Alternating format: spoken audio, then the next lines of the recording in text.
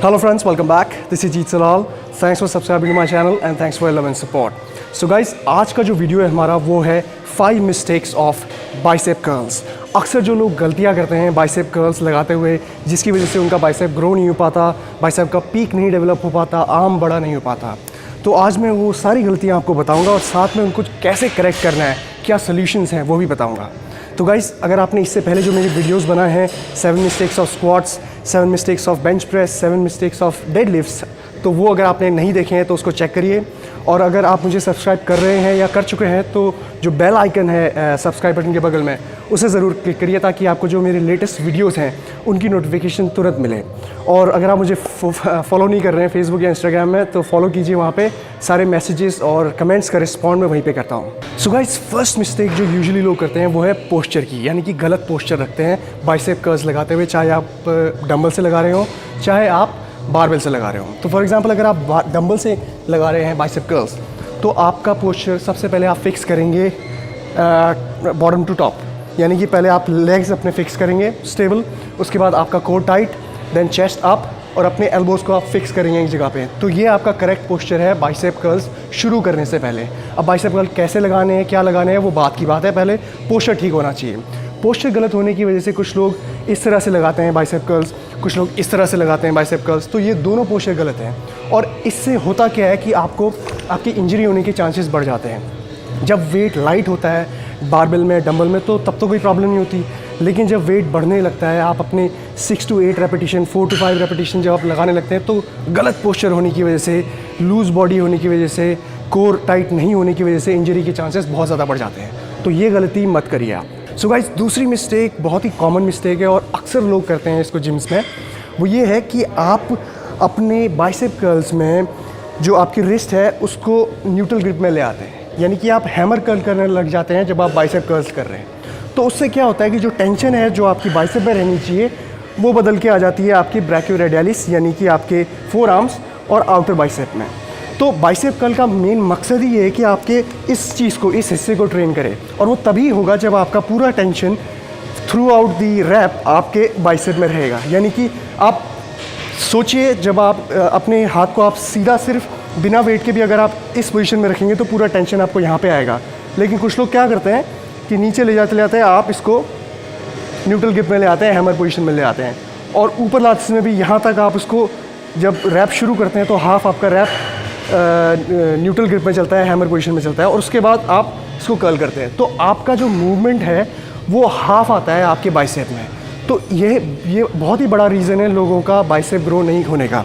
तो इसका सोल्यूशन क्या है? इसका सोल्यूशन मैं आपको बताता हूँ कि जब भी आप बाइसेप कर्ल्स लगाएं तो आप डंबल को ऐसे बिल्कुल ना रखें, चाहे जितने बड़े डंबल हो, चाहे 30 kg से आप उठा रहे हैं, डंबल्स हमेशा ये यूँ रखिए। तो उससे क्या होगा कि थ्रू आउट आपके एक्सरसाइज में, रैप में आपका टेंशन बाइसेप में रहेगा। मैंने ऐसे पकड़े हुए डंबल, अभी तक मुझे स्ट्रेच फील हो रहा है अपने बाइसेप में। तो आप यूँ जब कर्ल्स लगाएंगे तब आपको मैक्सिमम कॉन्ट्रैक्शन और मैक्सिमम स्ट्रेच आपको सिर्फ और सिर्फ बाइसेप में मिलेगा, रादर देन इसके। ठीक है, कुछ लोग कहते हैं कि आप नीचे से उठाइए यूँ, कुछ फ़ायदा नहीं है, इस तरह से आप करेंगे। ठीक है, proper contraction, proper stretch. So guys, third point इसमें आता है हमारा एल्बो मूव करने का। अब अक्सर लोग कहते हैं कि आपको एल्बो मूव नहीं करना है बाइसेप जब आप लगा रहे हैं, तो मैं यहाँ पे कह रहा हूँ कि आपको एल्बो मूव करना पड़ेगा अगर आप अपने बाइसेप में सही कॉन्ट्रैक्शन चाहते हैं। तो मैं क्यों कह रहा हूँ ऐसा? और उसका रीज़न ये है कि जब भी आप बाइसेप कर्ल्स लगाते हैं तो आपका एल्बो लॉक होता है, आपका शोल्डर जॉइंट लॉक होता है। ठीक है, तो जब आप कर्ल्स लगाएंगे इस तरह तो आप अपने डंबल को इससे ज़्यादा ऊपर लेके नहीं आएंगे और इससे ज़्यादा नहीं ला पाएंगे और इससे ज़्यादा कॉन्ट्रैक्शन आपको नहीं मिलेगा। तो जब आपको एल्बो मूव इसीलिए करना पड़ेगा क्योंकि जब आपका रैप ख़त्म हो रहा है, अगर आप मूव करेंगे अपना एल्बो तो आपको मैक्सिमम कॉन्ट्रैक्शन मिलेगा यहाँ पे, और ये करना बहुत ज़रूरी है।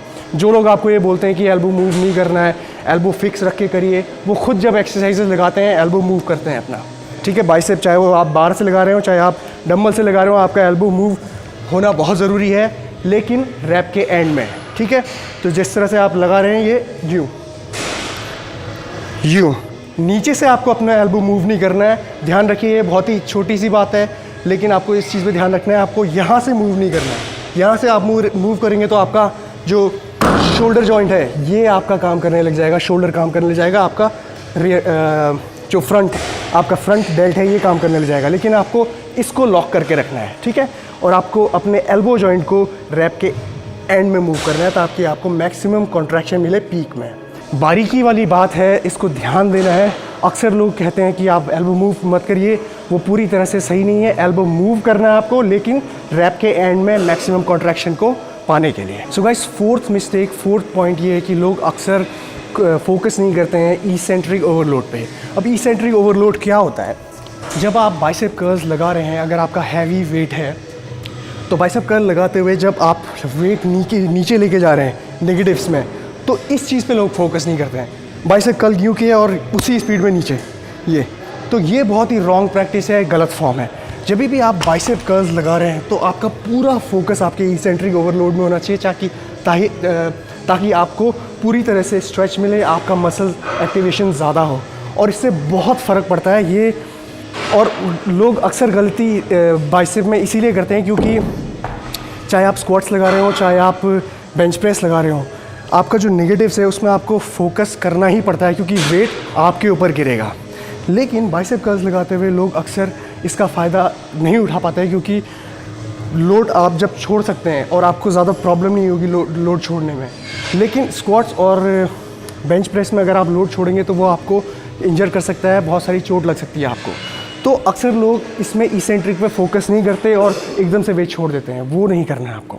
सो गाइस, फिफ्थ मिस्टेक अक्सर लोग ये करते हैं कि डरते हैं चीट रैप लगाने से।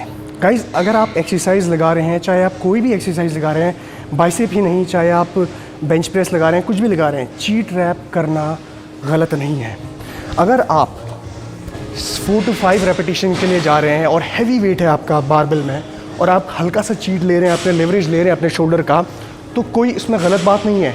लेकिन आपको ये ध्यान देना है कि अगर आप चीट करके वेट को लिफ्ट कर रहे हैं, हैवी वेट, तो उसके बाद जो इसेंट्रिक ओवरलोड है, जो नेगेटिव्स हैं, उसमें आपका पूरा कंट्रोल हो। और ये कंट्रोल आपको बेनिफिट देगा बहुत सारी चीज़ों में। जो मैंने इससे पहले आपको डेडलिफ्ट्स की एक्सरसाइज बताई थी जिसमें बाइसेप टेंडन होने का खतरा होता है, वो इसीलिए होता है क्योंकि लोग इसेंट्रिक ओवरलोड पे फोकस नहीं करते जब वो बाइसेप कर्ल्स लगा रहे हैं। तो अगर आप चीट रैप का इस्तेमाल कर रहे हैं तो उसका बेनिफिट भी आपको मिलेगा अगर आप इसेंट्रिक ओवरलोड पे फोकस करेंगे। तो इसका बेनिफिट आपको इस तरह से उठाना है। चीटिंग करना, चीट रैप्स लगाना कोई गलत बात नहीं है। हल्का बॉडी का मूवमेंट और हल्का शोल्डर का मूवमेंट इस्तेमाल करना गलत नहीं है, क्योंकि कोई भी ऐसी एक्सरसाइज नहीं है जो आइसोलेशन मूवमेंट जिसे हम कह सकते हैं। हर मूवमेंट आपका कंपाउंड मूवमेंट ही होता है। अगर आप चाहे बाइसेप कर्ल्स भी लगा रहे हैं तो उसमें भी आपका शोल्डर, आपका फोर आर्म्स, आपके रिस्ट, हर चीज़ यूज़ हो रही है। तो एक से ज़्यादा पार्ट, एक से ज़्यादा मसल यूज़ हो रहा है, तो वो कंपाउंड मूवमेंट ही है, राइट।